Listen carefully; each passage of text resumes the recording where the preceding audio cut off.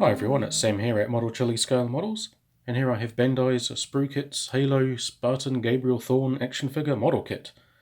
Now this is a commission build for a client, and he has requested a custom pattern and colours, so it's not going to be Gabriel Thorn, but I still think it's going to look really cool by the time it's done.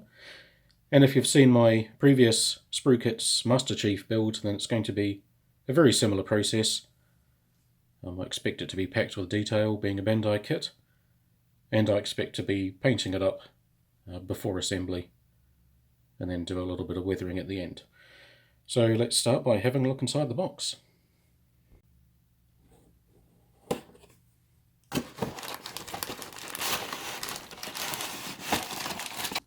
Okay, so we've got this very interesting fold-out instruction book, very large. Almost thought it was a poster there for a minute. And here we can see all the instructions for assembling the figure, all in glorious colour. So that looks fairly straightforward.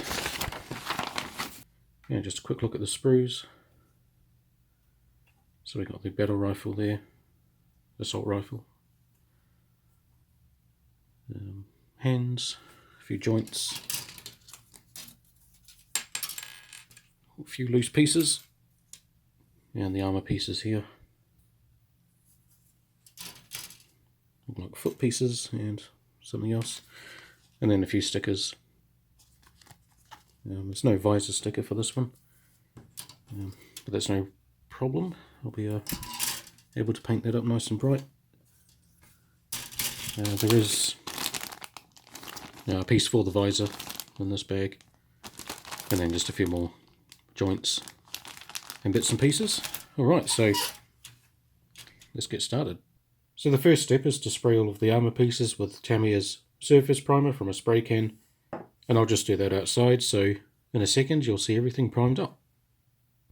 Alright, so going by the painting brief, the main colour is going to be this darkish medium grey.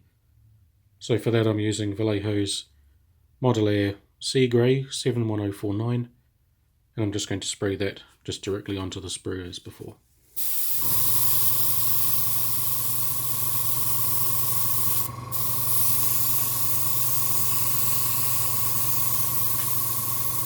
Now that the paint is set, I'm going to cut off each part from the sprue. And if you're wondering why I'm painting it before removing it, it was just a way to save time. And each part that I cut off I'll just clean up with a hobby knife and then just paint over the little bit that's been chipped off, and you'll hardly notice. And for all of the Under Armour pieces and the weapons, I'm just going to do a base coat of Vallejo Model Air Black.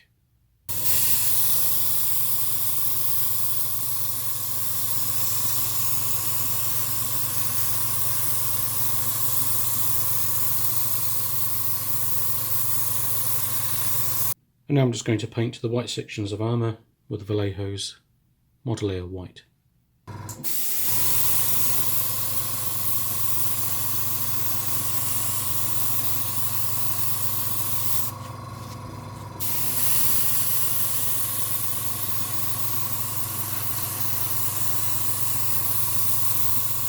Okay, so because I want all of the grey armour pieces to have a slightly shiny finish, as opposed to the Under Armour which is going to be flat, I'm going to need to coat all of the grey pieces before I start assembling everything.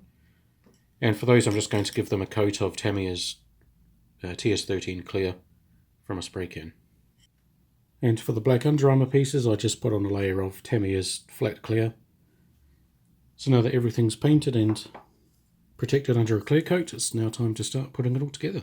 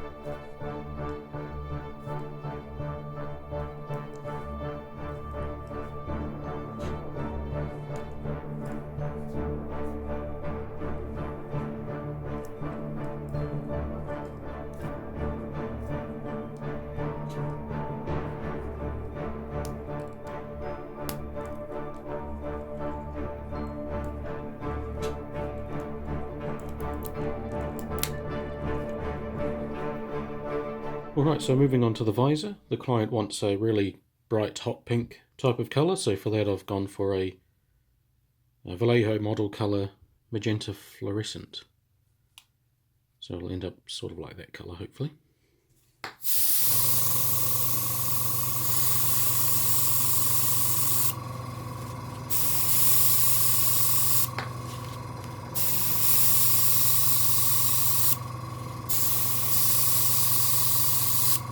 So here's how the visor's looking after a clear coat. So that's coming along nicely. And while I'm waiting for that to dry, I'm just going to paint in a few details, such as the parts of this grey armour that needs to be the same colour as the body under armour. So all that around there needs to be black.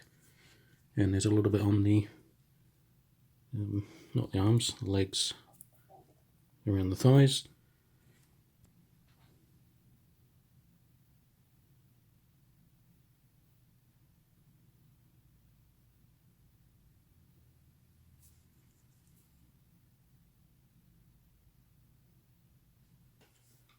So the next step is to add a white stripe down the front of the chest piece, down that area there, and across the top of the helmet.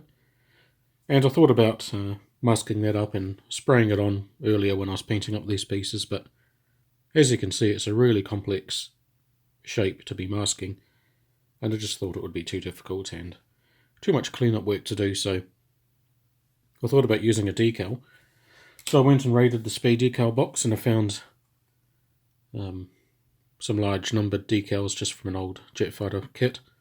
So I'm just going to cut these out into white stripes, and then hopefully they're large enough to fit along the chest and along the top of the helmet. I'll just cut up the 5 and the 1 just to make it long enough, and we'll see how we go.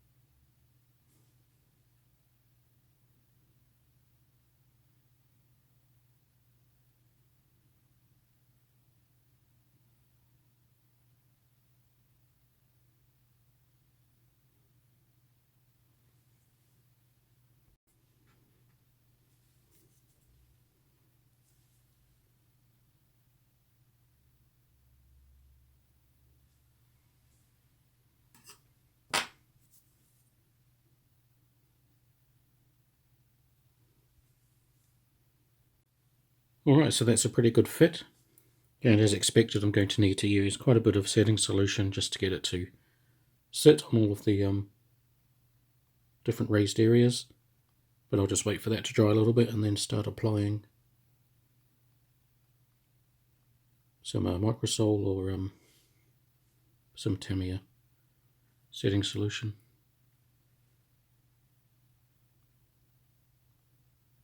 Just need to make sure it's nice and straight.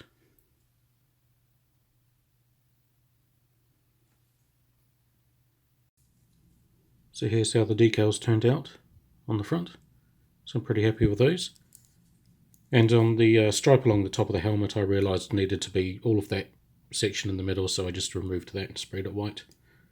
Stuck it back on. And the mouthpiece for the helmet is temporarily installed because the visor needs to go on first, but I'm leaving this off till the end because I'm going to do a final flat coat over the whole thing before I put the visor down. And so the next step is to start the weathering. So the only piece of specific information I've got is regarding battle damage is a bit of a gash in the helmet along here. And to start on that, I've just got this 3-sided metal file. I'm just going to cut a gouge in this section. Yep.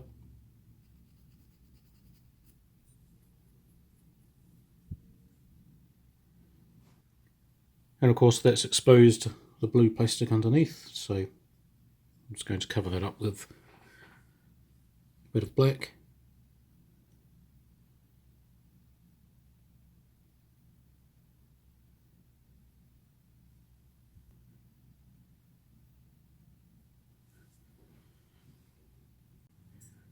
Now I'm just going to detail up the weapons, starting with a bit of light grey.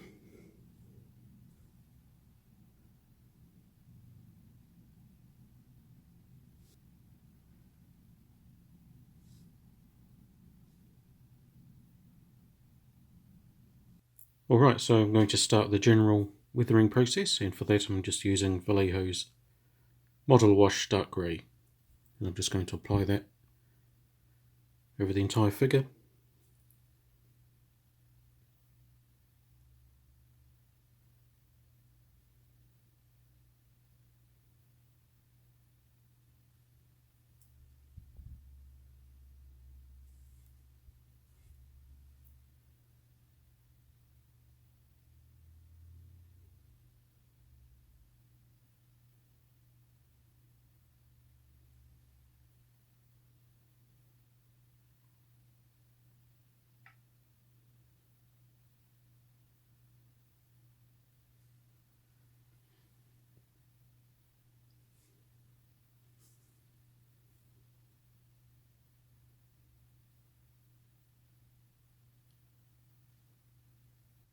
Alright, so I left the wash to dry overnight, and as you can see it's quite patchy in places.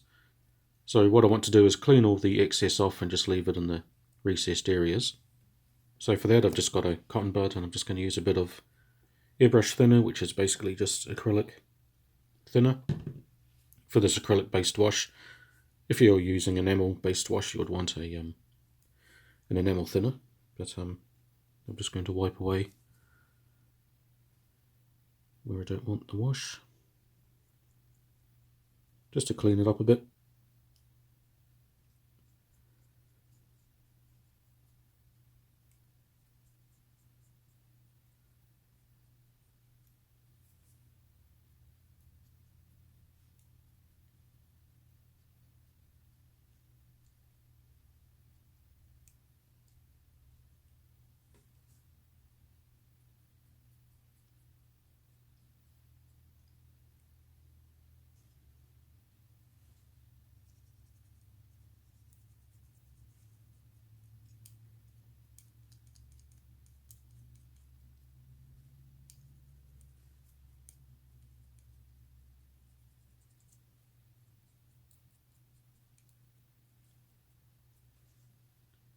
And now with the wash applied and cleaned up, I'm going to start a bit of scuffing, just using Vallejo's gunmetal and black.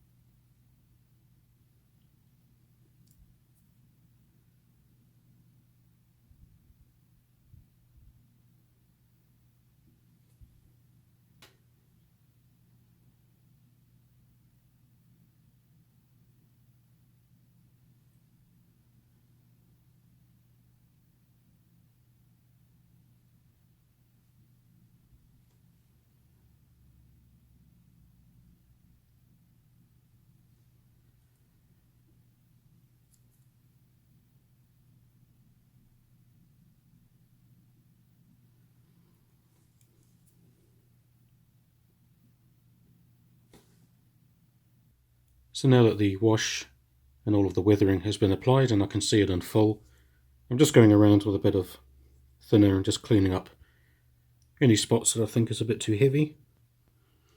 Some of the wash and some of the scuffing, just to strip it back a little bit. Because I want them to look well worn but not too weathered and messy.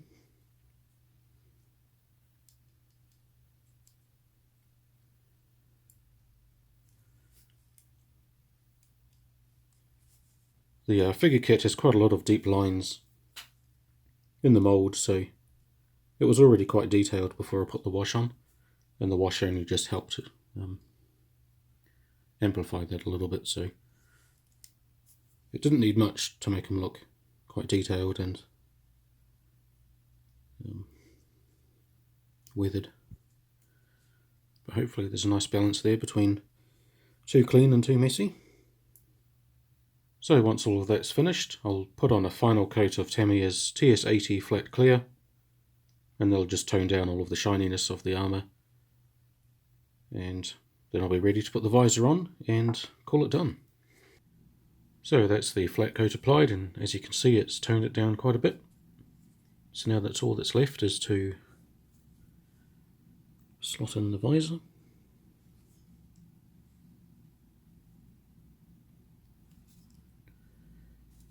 And then the mouthpiece. Actually, it might be easier if I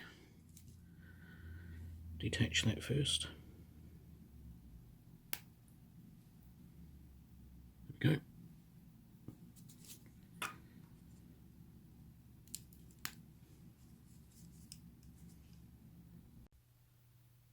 And there he is, all finished up. And it's been another really fun and fantastic little build from Bandai Sprukits. These figures are really simple to put together, really fun to customize. Yeah, the possibilities are endless really, all the different color schemes, modifications to the armor even. But this one is just a fairly simple paint job, and going by the client specifications, I think I've got it pretty closely matched up. So hopefully the client is happy with the final result. And I hope you guys enjoyed the video build. As usual, if there's any questions or comments, feel free to leave them below, and I'll be only too happy to read them.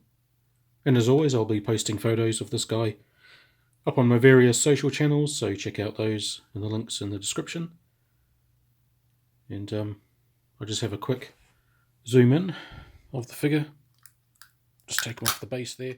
I decided not to paint the base because there's quite a lot of friction between the feet and the little socket for his foot there, so I didn't want any of the paint to scrape away.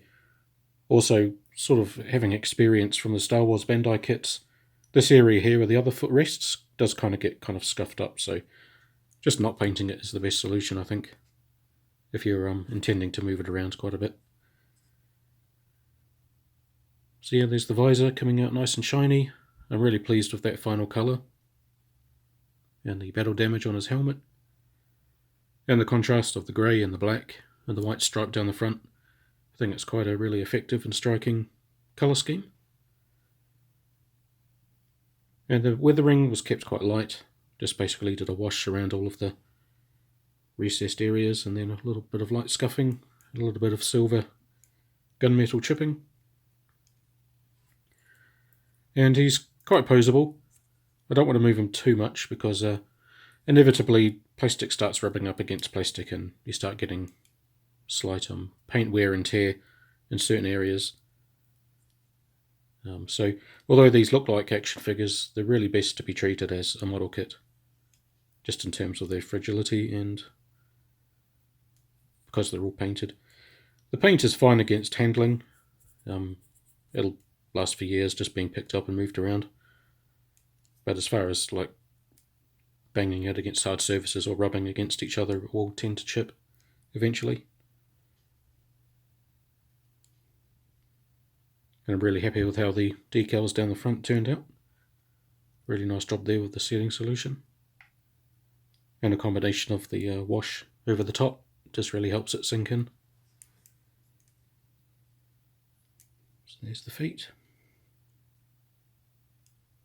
And that wraps up a fairly quick build video. It's a bit shorter than usual just because a lot of the steps I used in building this I've done so many times before, so I didn't want to bore all of my subscribers. But if you wanted to check out a more comprehensive build, a figure build video, then there's plenty of others I've got on the channel you can check out. But they're very, very similar to this. So I just pretty much cut to the major points in building this. But anyway, that's enough rambling. I hope you've enjoyed the build video, and as always, thanks for watching. And until next time, take care.